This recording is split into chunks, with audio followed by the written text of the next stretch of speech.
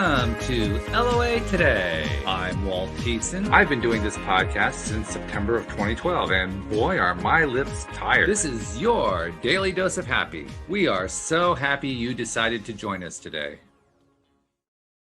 Indeed we are, and I've got some really nasty noise going on in the background, so hopefully that won't interfere. But thanks for joining us. Dan and Alex are going to be off today, and they are going to be back again next week. I'm going to see if I can do something about that noise. But I want to welcome Anne-Marie, who's joining us from the Monday show. Hey, Anne-Marie, how you doing? I'm very well, thank you, Walt. It sounds like you're the noise suits your background. It sounds like you're actually in space now. Welcome to outer space. Yes, indeed. And then Kelly Coulter is a marketer in the fitness business. And we were just talking before the show about how we connected and how I found her. And I quite honestly can't remember.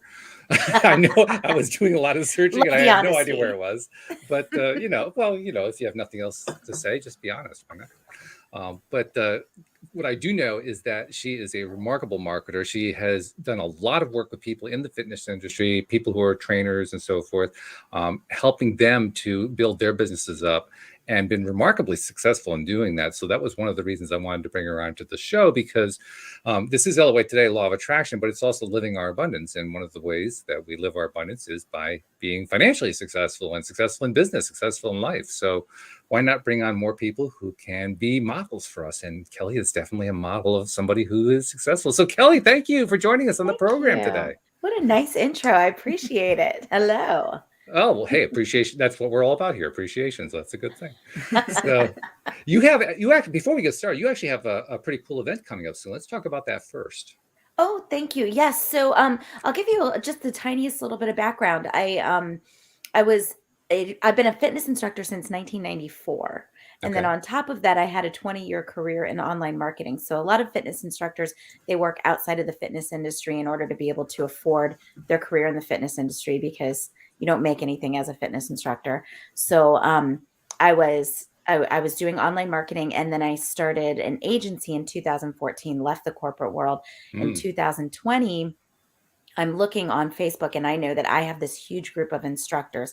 I had started a Facebook group, and I had about 5,000 instructors in there, and they all had no income, because if you do make your living as an instructor, you're going from gym to gym to gym, right? And you're just teaching a class or a couple of classes. So all the gyms shut down. There was no plan B for these instructors.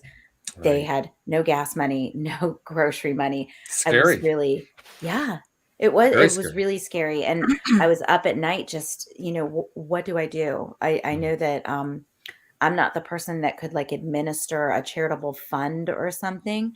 So I wasn't sure exactly how I could help. And the only thing I could think of is, I know online marketing. I can tell them how to create a PayPal account and do a Zoom and do all the things so that they could go on, start serving their clients and start creating an income. And now I'm going to have the background noise because I heard somebody walk in the door and the dogs are going to go crazy. Yeah. Well, hey, we are so relaxed here. All kinds of crazy stuff has happened on the show. So this is not out of the norm. It's okay. So with that, just want to join the podcast, don't they? That's right. Yeah. Absolutely. So when I started going online, that kind of evolved into me training instructors on creating a business. So now I train instructors and personal trainers and health and wellness coaches on how to create a direct-to-consumer business so that they don't have to go into the gym and teach with a mask and worry about catching COVID and make no money while they're doing it. And they're able to go direct to consumer. So I do a boot camp. It happens again this Monday. That's the last time this year it's going to happen. So November 15th to the 19th. And you can register at fitprosconnect.com/bootcamp. And thank you for letting me mention that. Yeah, absolutely. And I think it's fabulous that you're doing that. I gather also, I haven't really done an in-depth investigation of all the stuff you've been doing, but I gathered you've had quite a few successes with the people you've been working with. Talk about that for a little bit, because successes are big. Successes are very important. So one of the ones that I love to talk about is Tanya, who is actually starting to come into my program as more of a second coach. She, when she first was teaching during the pandemic, she was doing what a lot of instructors are doing. She was going donation based. So she just would teach, and whoever sent her money, and she was making a little bit of money that way, but it's not stable, it's not sustainable. It just is not a great business model. And when Right. I first got her on the phone and told her you have to create a membership and start charging, she actually cried. Oh. And now today she has this really successful membership model where it's a premium-ish level membership. It's not the cheapest membership in the world, but with fitness, a lot of times the more people pay, the more they pay attention, and so Yes. Well, with a people lot of really things, place a actually. value on it. Yeah, I Yeah, mean, you yeah, know that as a truly, marketer. I mean, that's just the nature of marketing. especially information products and Yes. products where you're asking for behavioral change. Yes. Definitely true. Yeah. So That's she has this really successful membership model now. She charges enough to make a living. She's got lots of people. She's impacting all of their lives. They're nice. less stressed out. They're more comfortable in their bodies because they're doing these amazing yoga classes with her. And she lives in Maui, so she has this awesome background. She's Ooh. outside. Oh. Yeah, So it's it not all helps. bad. Yeah, I can see that she's doing her online stuff. She's making a video, with the ocean behind her. Like, oh yeah, this is a rough environment. It's a hard life. It is. Yes, yes. Well, I That is remember saying to fabulous. her when we first started talking about her membership, one of your markets is going to be people who have come to Maui. Mm. And especially if they came and they practiced with you, because every time they come on to practice with you now online, they're going to remember that whole vacation experience. Very true. Yeah. That's a nice kind of reinforcement anchor to have going on there. That's really good. So, all right. Well, that's a really cool success story, and your own success has been pretty good too. I mean, you've had a lot of growth in a very short period of time. What's that been like for you? Oh my gosh, it was really exciting in 2020. It really made the year. So, um, I had been kind of doing the online marketing agency since 2014. And Mhm. the website industry, of course, is, everybody can make their own websites, and they I, should. I I used to be really a web believe. designer, so I totally know what you're talking Okay. about. People should make their own websites because really the Mhm. most successful websites are when the team is super engaged. When you're having to send changes off to somebody, there's so much that gets lost in translation, and Absolutely. then it Yeah. becomes too expensive. So I was not loving that industry anymore, and I knew I wanted to make a change. So at the beginning of 2020, my whole idea was I was going to do some sort of directory where fitness instructors come in and they all register with me, and then I've got like the information of every fitness instructor out there, and then maybe I would sell advertising that was my whole play, right?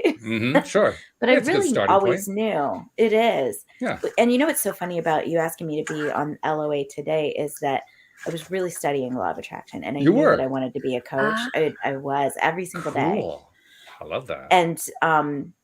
And it all just kind of came around, Yeah. just like we say, just put it out to the universe, focus on it, and it came around when the opportunity was right. It happened, and I was able to make a full-time living as a coach. I've offboarded my marketing agency. I gave all of my clients um actually the company that also took my employees. Like I was like, here, Oh, have it okay. all. And it's been such a blessing. I don't have deliverables anymore. I've got Mm, clients, yeah, that's a nice and change. so good. So good. Yeah. Yeah. So Really 2020 cool. was really exciting. And then I like to talk about 2021 as am I allowed to say the S word on this show? Oh, all kinds of words have been said on the show. I tend to keep it clean, but that doesn't mean my co-host do. So, feel free, just go for it. Well, I'd like to say that I sat down in November of 2020 and I planned out my 2021. Like I knew when I was going to do my boot camps and all my different things. And if I hadn't done that, I think I would have made no money from about June to October because everything kind of turned into a little bit of a shit show. Um, and without that plan in place, then yeah, things would have gotten a little hairy. So it's been great. That's really cool. I'm curious also, when did you first become interested in the whole law of attraction concept? I would say So I left the corporate world in 2014, and I left because it was so stressful, and I had a little bit of a highish profile job, a lot of eyeballs. Of course, when you're doing websites, there's always eyeballs on your work, and you're All the getting, time. yes. So that piece is stressful. And then on top of that, I answered to the head of the company, and it was just a lot. So came home, started my own company, and I thought, oh, all my stress will be gone, right? Anyone who's ever started a company is just laughing in their chairs right now. And yeah, all I had done was bought myself a job because I didn't have any kind of higher level thinking skills in terms of, um, I've always been a big picture thinker, but owning your own business is different. So, so I wasn't any less stressed out, and I knew I needed something different. So I have always practiced yoga, and I made a conscious effort that every single day there would be 5 minutes of yoga, 5 minutes of meditation at the very least. And then I started looking around for guided meditations, started landing on all of the Abraham stuff. And that turned into a practice where every day, all I knew is it just felt good to listen to. Boy, that's really great Yeah. guidance right there. Just knowing that it felt good. Like, go for it at Mhm. that point. Yeah. Yeah, Yeah. Like, why not? Just walking around the house. right. I vacuum my house every morning. I'm a little obsessive about that. So every morning, vacuuming the house and listening to Abraham, and it just felt good. So it felt like I was starting my day off right and in the right state of mind. That's what we call low thought activity around here. It's one of the things that we Yeah. talk about in terms of helping to raise your vibration, doing that vacuuming or the dishes or something like that. So you're right Oh, in I line like with what it. we talk about. That's cool. I like it. And that's a new concept for me. I love that. Oh, absolutely. Yeah. Well, you mentioned that you have your boot camp. Anne Marie and I and some others here have been through another kind of boot camp. It's a sort of a LOA type boot camp called the Taya boot camp. And one of the key concepts in there is when you're in your low vibration state, what in the boot camp they call down the spiral. One of the best ways to climb out is a 3-step process. And one of the steps in that process is do a low thought activity. So, See, yeah. mine's the ironing, and I'm lucky that my family provide me with all this low thought activity. Isn't that nice of them? So Anne Marie, kind. do you iron your bed sheets? I used to, and then I was literally, once I had the kids, I had to stop. I just couldn't do it all. But I do iron my face cloths. You do? Oh my goodness. Yes. Okay. Yes. Very interesting. All right. And I made a joke earlier about stress and starting a business. And it's true, most of us have experienced that. However, my own viewpoint on that has kind of shifted a little bit, particularly since I've become much more informed about how all this conscious creator stuff works. I'm realizing that the only reason that we have stress when we start a business is because the mindset that we go into it with, and all of us have slightly different mindsets, but they all kind of add up to the same thing. Doubts: is it going to work? What am I going to be able to do next? How am I going to survive? All that kind of stuff. And that's where the stress comes from. And we end up beating ourselves Yes. up over all kinds of stuff as a result because of that. But really, there doesn't have to be stress when you start up a business. It's just a question of how do you go about doing it, and are you being guided well to do it? Most of us kind of just said, okay, I'm going to go do it. Dive in. Here we go. But if you actually have somebody saying, well, here's what my experience has been, then you can actually be guided toward a place where it's not stressful, where it can actually be enjoyable. And I kind of get the impression that's such a good. Go ahead. No, this is not a one-way talking show. Go ahead. That's such a good point, because when the stress went away and when things really started working was when I hired my first business coach. Right. Exactly. Yeah. Because until you let go of the stress, everything just keeps going, crunch along here. Help. What are we doing next? And I got the impression that was a big deal in terms of what you were teaching about Facebook groups. Because like you said, you have a very successful, is it just one successful Facebook group that you're running right now? I know you have at least one, the Grow Your Fitness Business. For the Grow Your Fitness Business group is 8,000. Yeah. And then I've recently helped a good friend of mine that owns the longest running fitness music company in the industry. She had always had the Facebook page, the Facebook business page. And so if you know anything about Facebook pages and groups, pages don't get any reach. Right. Hers did because it was really engaged, but she still needed a group. And so we sat down and we created this plan. And I just love the way it works because it's such a team collaboration. We started her Facebook group. We got all the people invited in. It's headed toward 1,000 really quickly. It's only a month or Nice. so old. Very nice. And we have this schedule of 4 different people that rotate around and do live broadcasts in there to nurture the audience. Yes, absolutely. Because Yeah, and it's that really that's cool. that's like the old internet motto: content is king. If you got good content, you'll get the engagement. Clearly, she already had Yes. some engagement on her Facebook page. So now what you Mhm. were helping her do was translate it over to the group level, which is a fabulous thing to do. Oh my Um, goodness.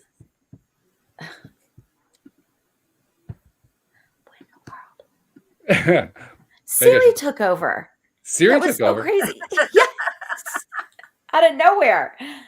But yeah, that one's called the Fitness Music Lounge, and it's so much fun. And she's having so much fun because now all of a sudden she has this direct conversation with her consumers that she didn't have before. That really does make a big difference. So Mhm. what you're describing is really cool. As you know, I'm trying to put together a summit for this coming January, which you're going to be a part of. I hope. Whoop, I whoop. think you Yeah. are. Yes. And one of the I reasons put we're the doing dates on my this. calendar. Oh, good. Okay. Well, don't tell the dates yet because I haven't actually formalized them. So don't promote them just yet. I'll Okay. just whisper to the audience the first week, but don't even tell anybody. Okay. But the fact is that, as you're putting something like this together, you often ask yourself questions like, how can we make this stuff easy for people? And you've already taken some steps along that line. So if you could just take a moment, how did you make it easy for your friend, the one you were helping who has the music thing? Because I'm sure she had certain stresses she was going dealing with on a regular basis, and you just helped streamline her into this very easy growth curve. That what was it, 1,000 in a month? That's a pretty good growth curve right there. Yeah. So, let me think about that. We did sit down and have a few planning meetings, and what I love about a planning meeting is coming out with a little bit of a checklist, of course. Mm-hmm. And then, when a task is really big, I always tell my clients to take everything and put the really granular tasks onto sticky notes. Mm, You guys have probably done something similar to this in the past. Put them all on the wall and then group them and then yeah. prioritize them. So we did all of that.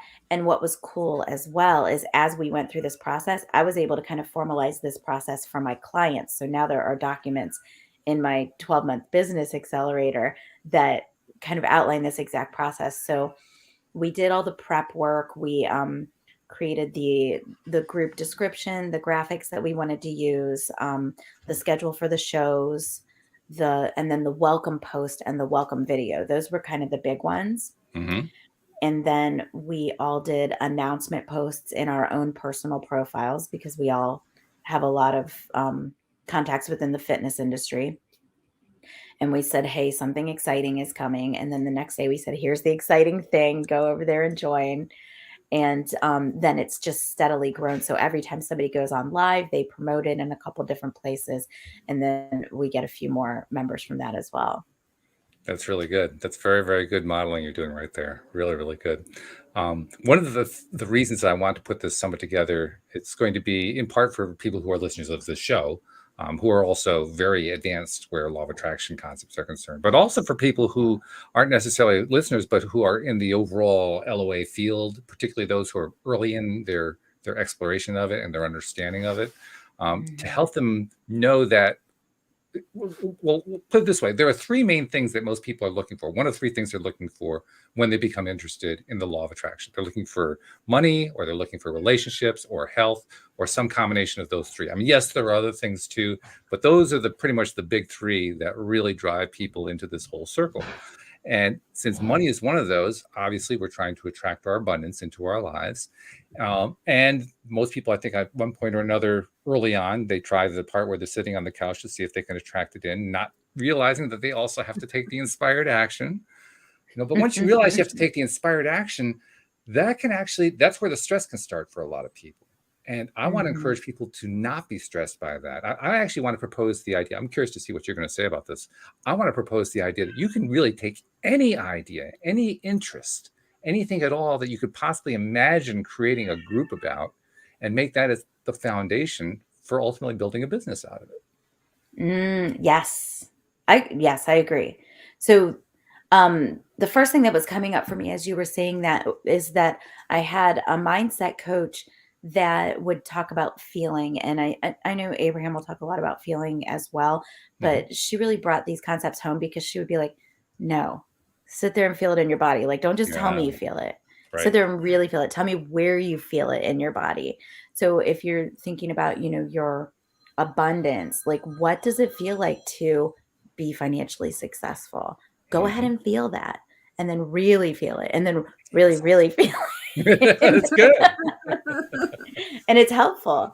Yeah. But I also teach that concept to my clients a lot. It's actually one of the foundational concepts of creating a successful direct to consumer fitness or wellness business is how are you going to assemble your audience, right? Mhm. So I talk about creating um, pillar nurturing content for your audience. So once a week, you should be doing something big for your audience. And then where do they find that thing? And then everything else that you do on social media, in podcasts, wherever, it's bringing people back to that one pillar piece of content. And if that lives in a Facebook group, then I think the one other piece of that that you need to consider is what is the niche. And I like to teach niches a little bit differently. So I teach niches in terms not just of like a subgroup of a subgroup of a subgroup, but more what is the result that you offer? And then who are the people who are actively looking to buy that result? Mm.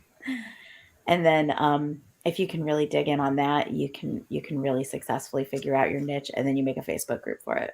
And the second one is actually, I would say, the more challenging one, trying to identify who it is who would want to buy X, whatever the X is that you're Hmm. talking about. Yeah. Particularly because I don't know about you, I don't know about you, Anne Marie, but for me, anytime that I find myself thinking about something that I really like, one of the first things that I will run into a roadblock about is, well, yeah, but nobody wants to pay for that. It's an instant Mm. mindset that pops up. And so we're instantly blocked from even considering the idea. Well, then we actually sit ourselves down and we start saying, okay, well, there probably are, I mean, people buy all kinds of things. There probably are people who would want this. And then you have to kind of work through what's that person like? In marketing talk, Mhm. what's the avatar of that person? Yeah, And that's a yeah. challenge. That's a challenge to do, especially if you haven't done it before. Okay, so I would love to walk through one of those with All one of you right, let's guys. do that. Go for it. Okay, so tell me, what result might you want to offer? All right. Anne Marie, you've been kind of listening here quietly. Think about some, let's pretend that we're creating a group for you. If you were going to just, Okay. first of all, pick something that you like, something that's interesting to you that would be fun to be creating a group about. And then let's see if we can answer the question that Kelly just answered about it. Okay. The thing that I love to do is to write. Okay. I Uh-huh. love to write poetically, poems mainly. Ooh, okay. So poems. And so would you love to teach writing? Would the result that somebody working with you would get, would that be like having a book of poems created or published? Yeah, it would be having a book published, and then my vision is to mentor other writers. I love it. Okay, so then the result that you're offering is having a book of poems published. And so if you think about who is actively looking to purchase coaching on getting a book of poems published, um, I think if it were me, I would start by joining writers groups and starting to ask questions that allow people that are actively writing number one poetry, number two want to get published. How do you write? How do you put some questions in there that segment those people out and start conversations with those people? And I think from there you can start to figure out the common thread of those people, and you can create a Facebook group around that. Then you go back and invite all those people, of course. I love what you just said there. In other words, you didn't try to come up with it for her. You didn't try to say, well, this is the kind of person who would be interested in buying something like that. You said, find out who that Yeah. person is going to be. Do a little experimenting, a little question asking. Ask some It's leading that's questions. huge. Yeah. You see course creators and information product creators so often create that product in a vacuum, Yes. and they'll spend months and years putting videos in the can and creating this avatar when they really don't know. And then they create it all in a vacuum. They go out to sell it and they're like, well, I got crickets. Well, yeah, because you have no idea who you're selling to.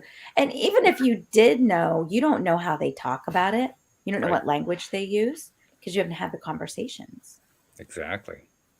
Until you have those conversations, you really can't know what it is they're looking for. Mhm. You can't really know what it But is they're asking for. and that's the hardest thing to get new business creators to do. They want to believe that they can automate their way out of those conversations. And then people will come along and try to sell them like, I'll build you this funnel for Hmm. $10,000. And they think if they get a funnel and they get 10,000 people into it, that they'll make 100 sales, and then they make 0 sales and they can't figure out why. Right. Exactly right. That's beautiful. I love that. Boy, did I find the right person for this summer. This is going to be great. But do you know what, Kelly? Honestly, I feel you've been sent to me as a gift today, because literally I've just been on another meeting and people are on about their business, and I was thinking, I want my own business. What could I do? I Do you love it. feel like you could make a business out of that now? Oh, it's in my future for definite. I just don't know how to go about it. So yeah, I'm just gonna bottle you up. So you Well, know what? Come in and do my boot camp with me next week, because even though it's yeah. for fitness instructors and health professionals, the concepts are the same. They really are. I mean, a lot of what I teach is adapted from what I've gotten out of the several coaching programs that I've been through, and those were not fitness specific. And I was going to say, are you going to branch out further than fitness? Because it sounds like it's a one fit all for so many different topics. You know, right now, my audience is fitness instructors and personal trainers. I've just recently said, I really do need to include the health coaches. Um, the personality types are very different. So I want to go Right. slow and make sure that I'm still speaking to everybody and that everybody's still able to, pick up what I'm laying down. So, yeah, I'm just feeling my way. Which is the I way to love do it. it. And Thank you. she's absolutely right. Jump in on that one. In fact, start jumping in on stuff. Jump in on the summit that we're putting together for January. Hmm. Just start immersing yourself, because it's the immersion where you pick stuff up. You need to Hmm. have the information, and the information you can only get by getting out there and getting it.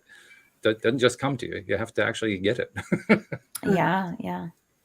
Talk to the people that have done it. And like you were I saying earlier, often, also talk to the people who are looking to figure out how to get it done. hmm so good. Yeah, because they're the ones who are going to tell you. If you listen carefully, that was one of the things that, I mean, you described this a little bit differently. This is the way I think about it from my own experience as a marketer. If you think about it in terms of what is it that your customer is hoping to have happen and trying to make happen and getting frustrated and so forth, then you can help Mhm. them. You can't help them until you Yes. know what it is that they're struggling with. You can't help them Yes. until you know what it is that they're hoping could be different. And the only way to find that out is to talk to them, Yes, yes, yes. So in right? terms of Facebook groups, I always recommend that you make your Facebook group private but visible. And then there's the opportunity to ask 3 questions when people come into your Facebook group. So Okay. the first question is always going to be, what is your biggest struggle in relation to whatever it is that you teach? So the Facebook group is, topic and then for, and then the people that it's for. So then that question is, what is your biggest struggle pertaining to, for me, growing your fitness business? And then the second question is always, what is your email address? Well, you're an aggressive one. I like that. Well, at the end of the day, if something happened, like Facebook was down for an Mm, entire day a little while back and we didn't know what was going to happen there, the only thing you own about your audience is your email list. You do not own Facebook could explode tomorrow and you I would be 8,000 people out of an audience. It's true. It's true. Doesn't mean that Facebook is a bad place. It's not a bad place. It's just you want to maintain as much control as you can over your own list of contacts, your own list of clients and people you interact with and so forth. You don't want to be dependent upon somebody else to provide that to you. And even Mark Zuckerberg in the Community Summit kind of alluded to Facebook going away. I mean, not anytime soon, but he's talking about, holographic experiences. And he's also talking about the fact that Facebook will evolve to really be community centric. So really be groups centric. I think that if you look at social media, Facebook's big differentiator from other platforms is their ability to handle groups in a different way. And so I think they're going to be going all in on that. And one of the things that is a little bit challenging where something like a Facebook group is concerned is there is a lot of call it social angst, community angst, or even cultural angst regarding the major platforms, Facebook being at the top of the list. So when you encounter that with people that you're trying to help, how do you address that? I made a few videos right away when that outage happened. And I just said, hey, we don't know if it was a hack. We don't know if any information will ever come out. So if you've ever had credit card information in Facebook, go ahead and close those accounts and do what you need to do to protect yourself. Aside from that, I, as the leader of that group, am not going to be somebody that jumps ship really quickly. So I'm going to be watching and I'm going to be continuing business as usual. And that kind of calm from me, I think calmed some nerves on their ends. But I do, that membership does fluctuate. And there are people that leave the platform every day. And you can see it because you go into your members list and you see the people who are unavailable. A lot of those are people who have left the platform. That's right. Yeah, that's true. And that's just part of dealing with a platform of any kind, no matter what it is. I think also what I was really thinking about is there's a lot of concern about how much information these major platforms collect from us. They basically, they know everything about us. There's just no nice way of saying that. They know everything about us. And it's not just them, there are governments that know everything about us. I mean, it's quite a widespread thing. So there are a lot of people who have real concerns about interacting, trying to build a business online as a result, not just on Facebook, but anywhere online, because it's ubiquitous, it's everywhere. So I'm kind of putting you on the spot on that one, but how do you address that one? So everything that I teach, I think could be brought into an in-person type thing. So, I say assemble an audience and I say do one pillar piece of nurturing content a week. That could be a 5-minute exercise demo in the park. It definitely could be brought offline. The thing about social media right now, and it's a trade-off because, like you said, we do exchange information with these platforms all day, every day. I mean, you're walking around with your phone in your pocket and Facebook has permission to look at every location that you stop at and they know where you go. Unless you turn that off. You do have the right to turn that off, by the way. I'm just mentioning that. But yes, most people don't even know that. Yes. So wait, there was a point I was making and now I got off topic. Oh, I knocked you off point. I'm sorry. No, that's okay. No, I was saying that you could do that all in person and we're exchanging information with these platforms all the time. The thing is, right now we're also at this crazy point in time where you can actually get a message out to thousands of people for free. And if you think about like the 80s, if you wanted to start a business and you wanted to go on TV and advertise, you were broadcasting to all these people who weren't your people so that you could get a few of them that might be your people. And it was crazy expensive. And right now you can do it for free. It won't always be that way because the social media platforms will get more and more sophisticated in figuring out when you're talking about your business. Yeah. And they'll and there are going to be pressures on the platforms themselves too. I mean, there's forces coming in from all kinds of directions. So it can't stay where it is right now. It has to evolve into something else. We just don't know what that is yet. Sure. But I do believe that going back to Facebook groups, because Facebook is pushing groups right now, if you watch on TV, those Facebook commercials are not about Facebook. They're about Facebook groups. Mm-hmm. So they do want you creating groups, and they are being lenient with the fact that these groups support businesses, and they're almost supporting that. And so it is free advertising for now. But It get those is. email addresses because you don't know. That's a good point. I think I Yeah. also would make the point that we have a society where I don't think there's anybody who can say, I like everything that goes on in society. That's just part of being human. It's part of being in this, what we like to call the world of polarity.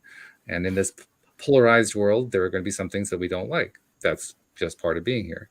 With that in mind, the question now becomes, does that mean I'm going to withdraw from it? Because that's a perfectly legitimate choice to make. I mean, if you want to withdraw, feel free to withdraw. But if you're not Sure, going to we talk withdraw, about it every day in this house. well, hey, there you go, right? Perfect example. But if you're not going to completely withdraw, then ask yourself, well, okay, if I'm not going to withdraw in this way, why would I want to withdraw in that way? In other words, let's have an honest conversation with ourselves about how much am I willing to participate in an environment where I don't like everything that goes on? Because that's the question of life. That's what life is all about, dealing with the fact that we don't always like everything that's going on. Are we going to Right. hide in the shell, or are we going to open up and do something with it? Sure, absolutely. Such a good point. I love that. That's just we tend to take everything that's going on today and look at it as, oh, things have gone so far past blah blah blah, or they're so different than they were, back in the day. But if you watch, I don't know, movies from the 70s or news footage, people were walking around with a paperback or a newspaper in front of their faces. So we get so mad at kids because they're face down in the phone. It's not Yeah, all right. that different. It's not I all lived in that era. I was one of those people who carry that newspaper or that paperback Don't around. talk Yes. to me.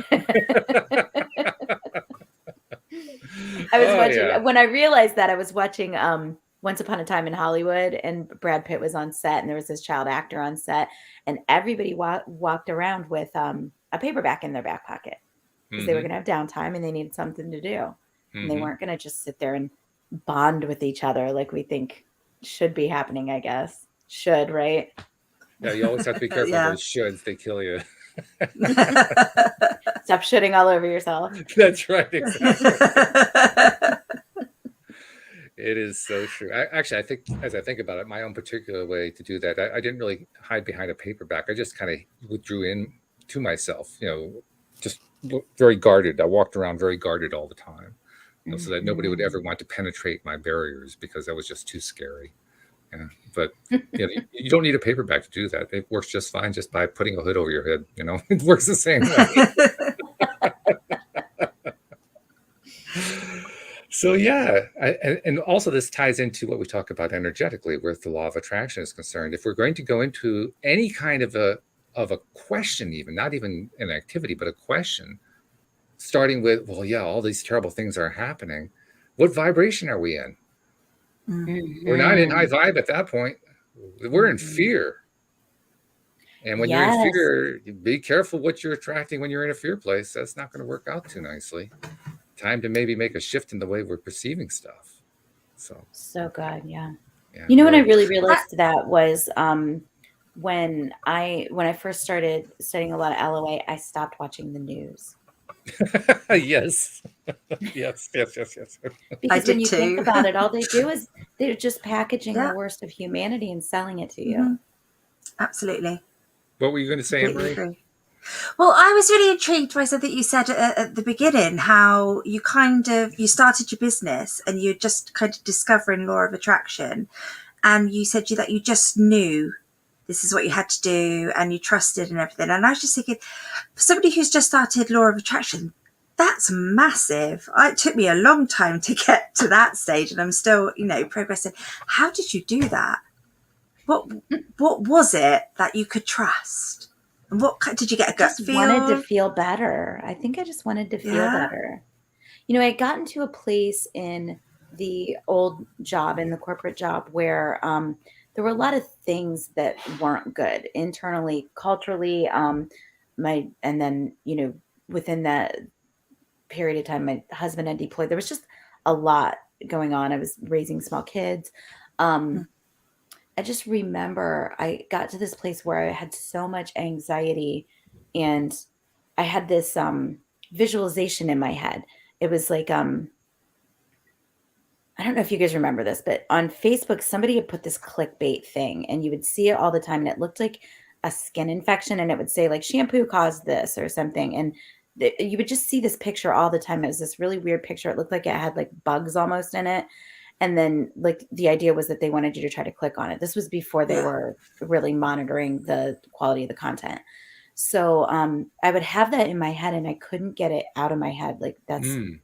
And then I realized that that's anxiety. I think, somebody said that's just all anxiety. That's you. Yeah. Your brain just won't let go of that. And I think that started making me realize that I have to control the thoughts. And so um, I think that may have all stemmed from that. Like, how do I have good feeling thoughts instead of bad feeling thoughts? So isn't that amazing, Anne Marie? It looked from your perspective like she had made this tremendous commitment and total feeling of trust, and what she was actually doing was feeling better. Yeah. That's fantastic. Oh. It is.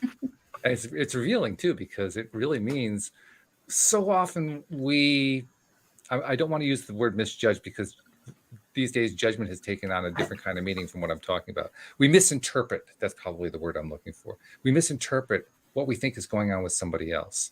And in doing so, we set ourselves up for being lesser than. Like, oh, wow, I'm so impressed with what they were able to do. I wish I could do Yeah. something. We always give somebody else like so much credit That's and right. give ourselves none. Yeah. Exactly. And it turned out it wasn't even applicable, because that wasn't where your mind was at all, but that was the way she perceived it.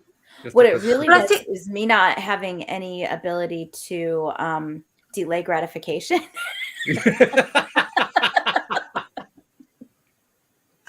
Yes, indeed. Hammer, you were going to say something. I'm I was sorry. going to say something, because I think social media is very guilty of that, in the fact that, you only get snapshots of people's lives, and it's usually the best version, isn't it? So having a business on social media, did you come across that in your groups and Yeah, things? I would say very much so. I think when people see you on social media all the time, so I do 2 live broadcasts a week at least, and then I I have, a lot of pictures and different things on. When people see your face on social media a lot and they see the smiley, happy, shiny, they do have a tendency to be like, "Oh, you're really killing it." And especially when I had the marketing business, they'd be like, "Oh, you're really killing it." I'd be like, "Oh, thanks." I was not. Or even I remember the first series of videos that I did. Do you guys know what Prezi is? It's I'm aware of it. Yeah, I don't really software. know it well, but yes, I know it. So it's a presentation software, and it's based on the concept of Loki, where things like move around. If you think like you can always remember how you would walk through your childhood home. So it's Right. I kind of remember that based now. on Yes. that. Yes.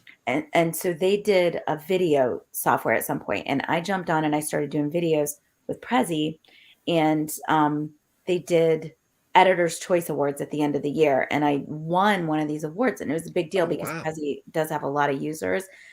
It was a series of 10 videos about search engine optimization. Guess how many clients that got me? 0. Yeah. So like everybody thought I was a really big deal. Yeah.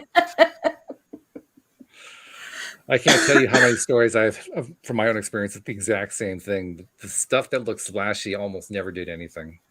Really? I mean, that really rare for anything like that to produce any kind of results. No, the results always came from who you know. If you knew somebody that got you to the next place you needed to be to, which helped you get to the next place, and so on and so forth. It was the connectedness. How connected were you? And that goes back to like the having conversations thing that we were talking about Right. before, because I know nobody. All I know how to do is like force my way in and make you know me.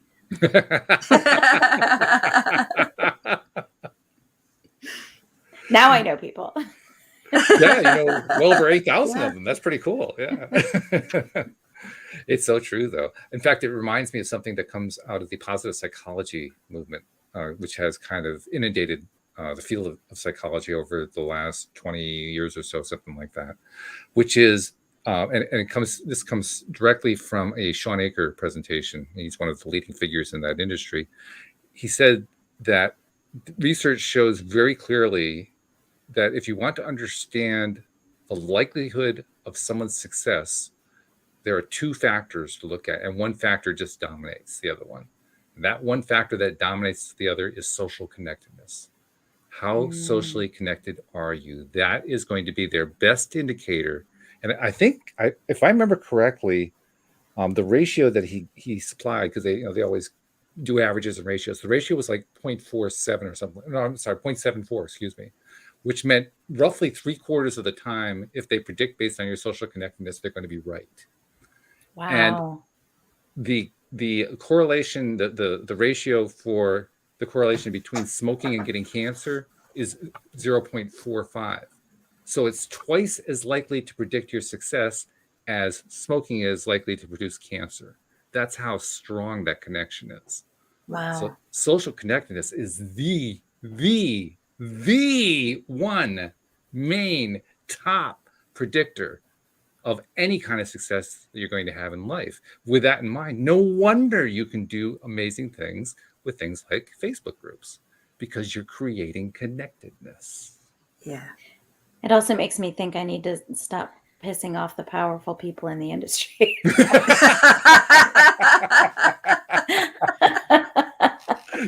I can't imagine you pissing people off. That can't be.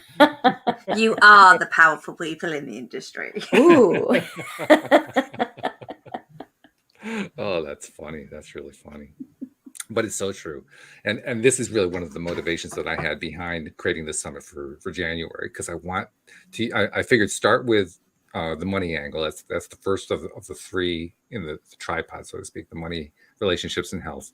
And then use that to show people the power of connectedness.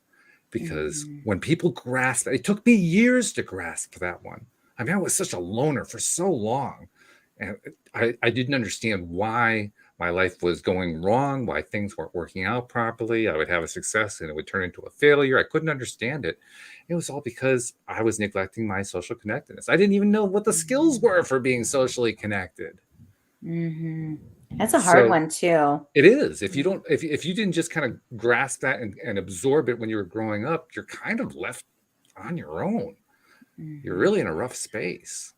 I mean, people who are very gregarious when they were in school really have a leg up, just because they already know how to do it. They may not even know they have a leg up, but they still have it. Yeah, I agree with you, because I'm watching. I won't say who, but I've got someone close in my life that feels like they don't have social skills, and that struggle is real. Ugh. I'll never forget when my first year of school, of college. I took an introduction to psychology class. Now, this was before positive psychology. It was very negative, abnormal psychology. And I didn't take a second course after that because I really disliked the course. But one of the things that the instructor said early on in the first semester, they had us take one of these quizzes to indicate whether you're an extrovert or an introvert or where you are on that scale. And I scored very introverted. And the instructor basically said, well, I have bad news for all of you who are introverts. You guys are going to have a rough go in life. I said, oh, well, thank you very much. I'm out of here. But she was right. I did end up having a rough go in life, and looked at some of the people who scored extrovert or actually more middle toward extroversion, just slightly toward extroversion is actually the sweet spot. Those people did great. Yeah. They did really, really well. And I actually felt jealous after a while. Well, also not everybody that's an introvert has to be alone all the time or not have relationships. It just means that they need more time alone, and they need to plan that out a little bit better.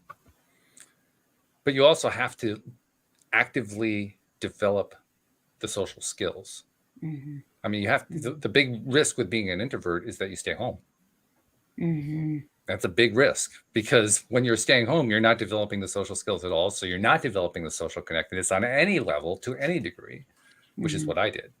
boy, do I regret that. I mean, I learned a lot from it, but boy, it was a rough go.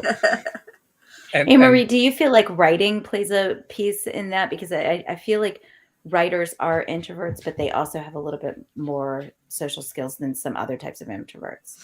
Yeah, I would say I've certainly got more introvert in the last, say, 5 years. I think the more work I've done on myself, the less people pleasing I tend to do. So I don't tend to go out with people just because they want me to. If I don't want to, I don't do it. So I kind of gone more introvert. But yes, I mean, it certainly is my expression of exploring things in my head, exploring my emotions. I definitely write around that and on things I see, and just processing everything. But I would say I'm very social. I need to probably just listening to you guys up now. Get back to myself. Because things like Facebook, I only really go on that now because of the groups that I'm attached to, and I go in, and I don't actually go in to be social. I put stuff on my kids on so family around the world can see them. So yeah, I'd say there's definitely being a writer and that being my kind of creativity. Yes, I'm social, but I need to stop going into the introverted side of myself. You know, there was a piece, you just brought up a thought for me. There was a piece that I talk about sometimes with my clients about groups, and specifically about groups if you are in groups and creating groups as a business owner, that I almost am of the belief that you have to drop out of every other aspect of Facebook. Like, you don't want to be out there talking about your opinions, especially if they are extreme or divisive. Yes. Because Facebook can just block your profile, delete your account, anything at any given moment for any reason. So outside of my groups, I barely do anything. My husband does all the posting of like family vacation photos and everything. Interesting. It's an interesting strategy, and it makes sense too, because you do have to be careful in the world today with how social media gets administered by the powers that be. Yeah, it is a challenge. It's a good challenge. It's not a right. It's a privilege. Yeah, it's a good one. I'm liking also what you're talking about, Anne-Marie, regarding the balance that you've been trying to strike between your socializing and the sense of needing to have your own space, your introversion, as we're calling it, because that is an important balance. And I think that's a big portion of, I mean, we talk a lot in LOA circles about maintaining a high vibe. That's how you maintain a high vibe. You balance between, on the one hand, in this case, on the one hand, your social connectedness, and on the other hand, the time you're going to spend yourself or with your family or whatever. They need to have, there needs to be a differentiation between them. And you have to keep that differentiation straight, don't you? Absolutely. Yeah, it's a really big deal. So I would say you can pat yourself on the back. You've actually created a pretty good balance. There you go. All right. I'll take that. Thank you, Will. This is definitely the kind of thing I'm looking forward to do in January. So I'm really glad that we're doing this now. And I'm really appreciating how you've already taken this on board, Kelly. I mean, you've made this a part of what you're doing with your fitness group, with the instructors and so forth. You're making this part of, I mean, I'm not saying this is necessarily at the top of your curriculum, but it's a big piece, and I'm loving it. Yeah. We at the beginning, we did talk LOA a whole lot in the mindset lessons. And I almost had to back off of it a little because I was afraid people were going to start thinking it was an LOA course. A little woo-woo there. So then I started diving in. What's that? I was just going to say, we said on a previous show how if you go into network marketing or something like that, the whole fundamental thing is based on LOA because it is kind of so crucial, isn't it? Yeah, really well, true. I mean, truly, if you can't be successful if you don't believe it's going to happen. At the end of the day. Or at least to have some degree of belief, even if you don't have complete belief. Because I think that's the other key is, I mean, Anne-Marie, you mentioned earlier how I think you're kind of an example of a wide number of people who have a good understanding of law of attraction, but are a little bit reluctant to take the steps to actually do something business-wise, those fears come out of this exact thing. Do I have the ability to do this? Can I actually pull this off? Yeah. So the more that we can do to help people feel encouraged that, yes, you actually do have it. Yes, you do have the ability. Yes, you have the tools. You have tools that you don't even realize that you have. Because when you can believe that, then you really can believe you can succeed. Right, Kelly? For me, I know in the past, the key to that has been support.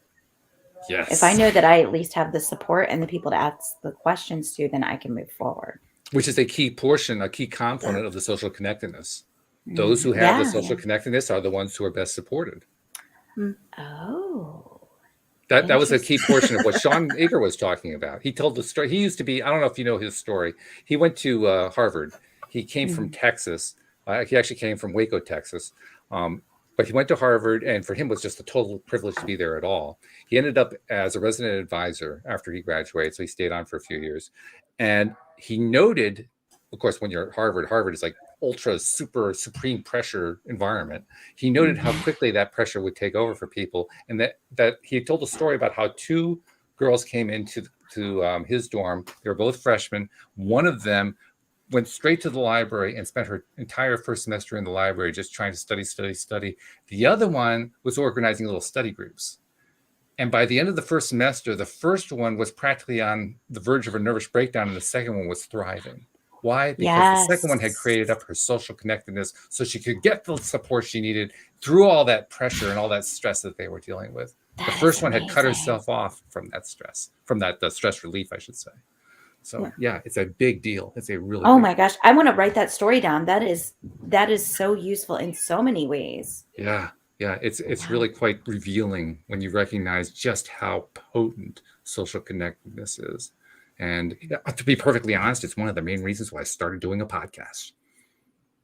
I've been doing this now for 9 years, and I just hoped it would lead to the point where I would learn how to be more socially connected. And it has. It has done beautifully. And I've loved it. You do a great job. Thank you. I Doesn't appreciate he? that. Yeah. Yeah. And it wasn't like this when I started, I promise you. But I've just got this vicious, Kelly, and of the impact that your business in 2020 had in such a quite a shitty time of the year. Really, we had the pandemic, and I did a lot of stuff with work over mental health and making sure people were coping with mental health. And your network there's you, and then you went out to the fitness instructors and you helped them build a business in a really bad time. But the impact of the people that they're coaching, who are keeping their mental health, I've literally just got shivers, but I've just got the whole positivity that you've just thrown out there. Just gives me shivers. Thank you. Well Thank done, you. Thank you. I wish I did have some numbers around, if my average instructor has 10, members, and I guess I could probably put that together, but I have not. Oh, you will at some point. That's all right. You've got the idea in the head. It's going to kind of take over at some point. What we do need you to do, because we're running out of time here, we need you to let people know, first of all, how do they find out about this boot camp coming up on Monday? And then how do they find out more about you? Thank you so much. So the boot camp is at fitprosconnect.com/bootcamp. So that's FITPROS connect.com/bootcamp. It's a $47 boot camp. It's 4 days. You get me all 4 days, 2 times a day. There's a VIP session at the end where we do kind of higher level business stuff. There are 4 bonus days. I'll do a mindset day. Nice. We do cash injections, really good, high quality stuff. I really have people come in and make $2,000 that week just from the stuff that I teach all right. them. So cool. It's really, really cool. So I would encourage you to come in if you are building any kind of business where you could utilize an audience, a service-based business where you could utilize an audience. You're going to get something out of that. And then the other place that you can find me is Grow Your Fitness Business on Facebook. There are 2 Grow Your Fitness Business groups. Mine is called Grow Your Fitness Business for instructors, trainers, and coaches. And then there's another that's just called Grow Your Fitness Business. And I am Grow Your Fitness Biz on Instagram. Okay, very good. All right. Well, Kelly BIC. Coulter, I am so glad that you came onto the show today. I'm really glad that Me you're agreeing to too. come into the Wow. summit next January. That's going to be great. So pleased to have had you here. And Anne Marie, thanks for joining us off of our usual perch on Mondays. You came to join us on Thursdays. Thank you. Because Absolutely, my pleasure. you were the right person to bring in because you had the interest in this idea of a writing group. You were the perfect person to talk to about this. So this is great. This was meant to happen. It was meant to happen. And I'm excited to talk to you about it more anytime. Just send me a DM or, and we can set up a little meeting. Happy to talk more with you about it. Excellent. Excellent. All right. Thank you, That will ladies, very happen. much. Thank you to our podcast listeners everywhere. We will see you all next time here on Elevate Today. Goodbye, everybody.